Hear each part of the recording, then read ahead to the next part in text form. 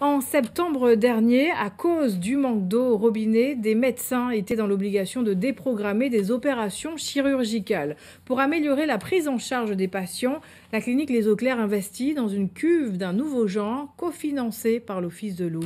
Nadine Fadel, Daniel Quirin. Ceci n'est pas une citerne, mais une cuve en inox cylindrique verticale à fond conique, de capacité de 20 mètres cubes et de fabrication locale. À l'intérieur, de l'eau du réseau public qui ne doit pas être altérée, établissement de santé oblige.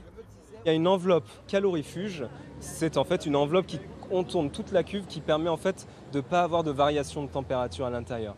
Ce qui veut dire que l'eau de la ville qui est acheminée dans la cuve, elle est acheminée exactement par ici.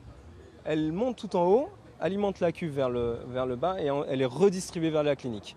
Montant de la facture, 154 000 €, financé à 80% par l'Office de l'eau rattaché au conseil départemental. La clinique a assumé les 20% restants. Ça a montré que les institutions sont sensibles à la sécurité des patients, à la permanence des soins, à la continuité des soins. Je pense que c'est ce qui est important.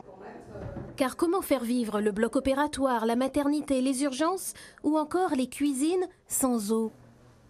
Nous n'avions pas de tour d'eau, c'est-à-dire qu'on avait des coupures d'eau.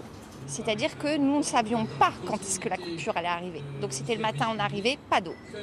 Ou on commençait et puis au bout de 2 heures, plus d'eau. Pour le lavage des mains, pour le personnel, pour préparer tout le matériel, notamment le nettoyage des boîtes et de la stérilisation, et aussi pour les patients, parce qu'il faut pouvoir se préparer avant le bloc, prendre une douche, et pouvoir aussi après en post-op.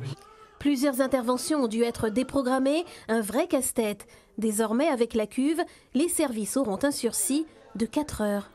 4 heures d'autonomie, le temps qu'on trouve une solution pour remettre l'eau dans les réseaux de la clinique.